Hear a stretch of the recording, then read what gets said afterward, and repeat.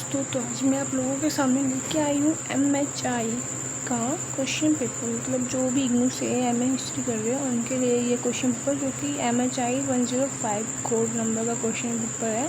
Question paper नहीं, मतलब important question है, वो भी आंसर्स के साथ, सॉल्यूशन के साथ है, जो कि आने वाले एग्ज़ाम जून 2025 के लिए बहुत ज़्यादा इफेक्टफुल रहेंगे। ठीक है, इसके लिए आप मेरे चैनल को फॉलो कर लो। आने वाले टाइम में भी आपको ऐसे एग्ज़ाम ओरिएंटेड एग्ज़ाम क्वेश्चंस वगैरह आपको देखने को मिलेंगे। ओके, तो आगे बढ़ते हैं सबसे पहले फर्स्ट क्वेश्चन की तरफ, जिसमें जो है फर्स्ट क्वेश्चन है प्राचीन भारत में कृषि का स्वरूप और महत्व के बारे में पूछा है। ठीक है, तो देखिएगा आप ध्यान से। मैंने अपने आंसर को ऐसे ही मेंशन किया जैसे हमें एग्ज़ाम में लिखना चाहिए।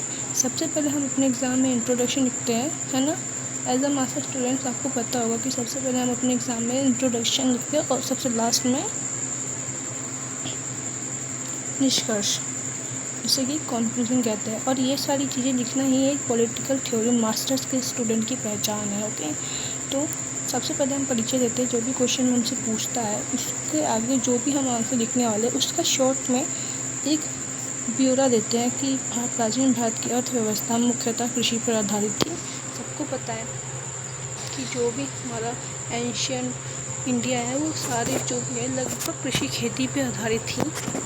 कृषि केवल भोजन उत्पादक का साधक नहीं था, बल्कि राजकोषीय व्यवस्था, सामाजिक पदानुक्रम और संस्कृति का भी मूल आधार था।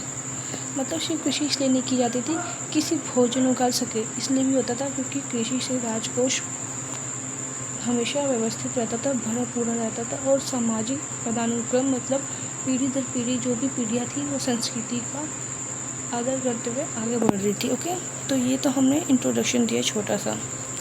इंट्रोडक्शन के बाद जो है हम अपने आंसर का मेन बॉडी लिखते हैं, जिसमें से ये देखिए सबसे पहले जो है मुख्य बिंदु और व्याख्या, जिसमें से ये जो है ना ये हेडिंग्स हैं। ठीक है, और हेडिंग्स को हमें डिफाइन करना होता है 2 से 3 लाइन में। ओके, तो सबसे पहले जो हम हेडिंग देखते हैं वह है कि भूमि का वर्गीकरण और स्वामित्व। जो पुराने टाइम पे खेती वगैरह होती थी उसमें भूमि बांट दी जाती थी, और बांटते कौन थे? स्वामी, जिनके पास बहुत सारा ज़मीन होती थी, है ना। क्योंकि हर कोई तो अमीर होता नहीं था। जो भी भूमि और किसान होते थे, जिनके पास भी बहुत ज़्यादा भूमि होती, जो ज़मींदार होते थे, वो अपने खेतों को मजदूरों को दे देते थे और वो उस पर खेती करते थे। बदले में उनको वो वेतन देते थे और उससे उनका खर्चा पानी चलता था। देखते इसमें क्या लिखा है। भूमि को उपजाऊ, असिंचित, प्रति आदि रूपों में विभाजित किया गया। कौटिल्य के अर्थशास्त्र में भूमि के राज्यों की संपत्ति बताया गया है। यहाँ पे जो भूमि का वर्गीकरण है वो इस तरीके से है कि जो भी भूमि होती है या तो एक ऐसी होती है कि उपजाऊ होती है, मतलब जो बहुत ज़्यादा हमें खेत का फसल वगैरह देती है, हैवी क्वांटिटी में वो चीज़ें उगाती है। दूसरा कि असिंचित, मतलब उसे काफ़ी टाइम से जो है उस पर खेती बाड़ी नहीं हुई है, उसकी सिंचाई नहीं हुई है, असिंचित परतों वाली, है ना, ऐसे टाइप में विभाजित होता है। जो कौटिल्य जी थे ना, उनकी एक पुस्तक अर्थशास्त्र, उन्होंने ना उस किताब में राज्य को, भूमि को राज्य की संपत्ति बताया। मतलब अभी के टाइम पर संपत्ति क्या है? सोना। लेकिन उस टाइम में जो है ना भूमि सोना हुआ करती थी। लोग भूमि खरीद के रख लेते थे और बाद में वो सोने के भाव बिकती थी, इसलिए भूमि को सोना कहा गया है, सबको पता है। नेक्स्ट जो है वो है सिंचाई प्रणाली। सिंधु घाटी और वैदिक युग से सिंचाई हेतु कुएं, तालाब और नहरें प्रचलित थी, क्योंकि पहले तो ये हैंडपम्प वगैरह थे नहीं, तो सिंचाई किससे की जाती थी? कुओं से, तालाब से और नहरों वगैरह से पानी के लिए रास्ता बनाया जाता था। मौर्य काल में सुदर्शन झील का निर्माण करवाया था, है ना। वो किस लिए था? खेतों की सिंचाई के लिए। किसने करवाया था? हर्षवर्धन ने करवाया था। नेक्स्ट जो पॉइंट है ना वो है फसल विविधता। मतलब क्षेत्रीय जलवायु के अनुसार, मतलब हर जगह सेम सिचुएशन तो नहीं हो सकती ना, कहीं सर्दी है, कहीं गर्मी है, कहीं की भूमि बंजर है, कहीं की उपजाऊ है, कहीं की ज़्यादा उपजाऊ है, कहीं की पड़ती है। तो हमें भूमि और जलवायु के हिसाब से खेती बाड़ी करनी होती थी। किसी ज़मीन पर गेहूँ अच्छी उग सकती है तो किसी पर धान, किसी पर जौ अच्छा हो सकता है तो किसी पर तिलहन, तो किसी पर कपास। तिलहन मतलब होता है तेल देने वाली फसलें, जैसे कि सोयाबीन हो गया, है ना, तीसी वगैरह हो गई, अलसी वगैरह, ये सारी चीज़ें तिलहन में आती है। बाकी नेक्स्ट देखते हैं राज्य व्यवस्था। भूमि कर भाग प्रणाली जैसे कर प्रचलित थे। कृषि उपज का एक छठा भाग राज्य को देते थे।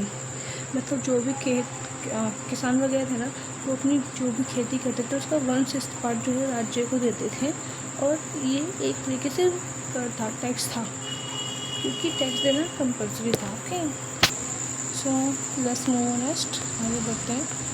ऐसे ही जो है इसमें सामाजिक सांस्कृतिक भूमिका के बारे में बता रखा है कि कृषि से संबंधित त्यौहार भी मनाए जाते थे कुछ, जैसे कि मकर संक्रांति हो गई, ओणम हो गया है, ये सारी चीज़ें मनाई जाती है जो कि खेती से रिलेटेड है और खेती पर ही निर्भर करती है, पोंगल वगैरह है। अब जो है कृषि समाज को लेकर जो है इतिहासकार जो है उनकी क्या राय है, तो जो पहले इतिहासकार है वो है डी कोसंबी। उन्होंने जो कृषि को सामाजिक बदलाव का कारक माना है, मतलब खेती ऐसी चीज़ है जो समाज में बदलाव लाया है ना। और जो रोमिला थापा जी थे, उनके अनुसार कृषि व्यवस्था ने राज्य को सुदृढ़ किया है, मतलब जो खेती बाड़ी है वो राज्य की परिस्थितियों को सुधारने में सहयोगी रही है। अब हम निष्कर्ष लिखेंगे कि कृषि प्राचीन भारत की जीवन रेखा थी। इसने न केवल अर्थव्यवस्था बल्कि सामाजिक संरचना को भी आकार दिया है ना। मतलब निष्कर्ष मैंने बताया कि जो खेती है वो हमारे जीवन रेखा तो थी, बेस था, और इसने हमारी अर्थव्यवस्था को बहुत अच्छे मुकाम पर पहुंचाया और हमारी सामाजिक संरचना को भी आकार दिया अच्छा बनाने के लिए। सो नेक्स्ट क्वेश्चन पे चलते हैं हम लोग। नेक्स्ट क्वेश्चन जो है ना वो मुगल काल से पूछा है कि मुगल काल में व्यापार और वाणिज्य की प्रमुख विशेषताएं क्या थी। सो सबसे पहले इंट्रोडक्शन देंगे कि जो मुगल काल है वो 1526 से 1707 तक चला, जिसमें भारत में व्यापार और वाणिज्य की दृष्टि से एक ये समृद्ध युग था। ठीक है, क्योंकि देखो काफ़ी लंबे टाइम तक इनका शासन चला है मुगलों का। ये काल न केवल आंतरिक व्यापार बल्कि अंतर्राष्ट्रीय वाणिज्य के विस्तार के लिए भी जाना जाता है। मतलब जो मुगल काल था ना वो सिर्फ इंडिया के अंदर व्यापार नहीं करता था, ट्रेड बिजनेस, वो इंडिया के बाहर भी अंतर्राष्ट्रीय स्तर पर भी ट्रेड और बिजनेस करता था। तो ये वही बता रहे हैं ना। सो नेक्स्ट जो है वो हमारे की पॉइंट्स है जिनको हम हाईलाइट करेंगे। व्यापारिक हम कैसे कर सकते हैं, की पॉइंट्स है ऐसे बीच में हेडिंग डाल के, ठीक है, फिर ऐसे इनको ऐसे लिखो, ऐसे ऐसे ऐसे सजा कर, फिर उसके बाद इनको पॉइंट्स को डिफाइन करो एक एक। जैसे कि जो फर्स्ट पॉइंट है वो बताया है कि मुगल काल में जो है व्यापारिक नगरों का विकास कैसे हुआ। सूरत, अहमदाबाद, लाहौर, दिल्ली और आगरा जैसे शहरों ने जो थे ये सब जो बिजनेस और ट्रेड के मुख्य केंद्र थे। मतलब यहाँ पे ज़्यादा व्यापार होता था क्योंकि यहाँ पे देख सकते हो आप ये सारे डेवलप्ड सिटी थी। सूरत, अहमदाबाद में कपड़ों की मिल वगैरह थी, है ना। नेक्स्ट जो है वो स्थानीय और अंतर्राष्ट्रीय व्यापार। भारत से मसाले, वस्त्र, मील, रेशमी कपड़े यूरोप, फारस, अरब देशों को निर्यात होते थे। मतलब हम एक्सपोर्ट भी करते थे चीज़ों को। क्या करते थे, मसाले करते थे, कपड़े, नील, रेशमी वस्त्र, कॉटन, है ना, ये सब हम किन को भेजते थे, अरब और फारस के देशों को भेजते थे। नेक्स्ट जो है वो व्यापारी वर्ग के बारे में पूछा है कि जो बनिए थे ना, मारवाड़ी, गोरा जैसे समुदाय व्यापार में प्रमुख थे। मतलब हम तो आज भी जानते हैं कि मारवाड़ी और बनिए वगैरह जो है वो ज़्यादातर बिजनेस के लिए जाने जाते हैं। तो वही ये बता रहे कि गिल्ड प्रणाली भी सक्रिय थी। विदेशी कंपनियां जो थी जैसे कि पुर्तगाल, डच, फ्रेंच, अंग्रेज भारत आए थे व्यापार के माध्यम से और व्यापार के लिए ही आए थे और भारत में फैक्ट्रियाँ भी स्थापित की। वो बात अलग है कि धीरे धीरे उन्होंने अपना राजत्व स्थापित करना शुरू कर दिया। नेक्स्ट जो है मुगल काल के शासन में राज्य संरक्षण को बहुत बढ़ावा दिया गया। अकबर ने ना व्यापार को बढ़ावा देने के साथ साथ ऐसी नीतियाँ बनाई जो भारत को सुरक्षा प्रदान करे। कोई भी आता जाता भारत पे आक्रमण ना कर पाए, भारत को तोड़ ना पाए, इसलिए सुरक्षा की नीति पर भी ध्यान दिया। अब जो है मुगल काल के टाइम को देख के जो है और उनके व्यापार और वाणिज्य को देख के इतिहासकारों की क्या राय है वो बताते हैं हम कि जो इरफान हबीब थे उन्होंने पूर्व आधुनिक पूंजीवाद की शुरुआत बताया। C.H. फिलिप्स के अनुसार मुगल भारत का व्यापारिक ढांचा सुरक्षित और गतिशील था। अब देखते हैं निष्कर्ष कि जो मुगल काल थे ना वो भारत के व्यापारिक उत्कर्ष का प्रतीक था, जिसकी नींव पर औपनिवेशिक शक्तियाँ बाद में अपना साम्राज्य बनाए। जो भी मुगल काल था ना, सबसे पहले उन्होंने मुगल काल के टाइम पे भारत ने व्यापारिक तौर पर बहुत ज़्यादा समृद्धि हासिल की। जब मुगल काल धीरे धीरे कमजोर होने लगे तब औपनिवेशिक शक्तियाँ ने अपना साम्राज्य बनाना शुरू किया। सबको पता है बहादुर शाह जफर जी के टाइम से। सो नेक्स्ट क्वेश्चन पे चलते हैं।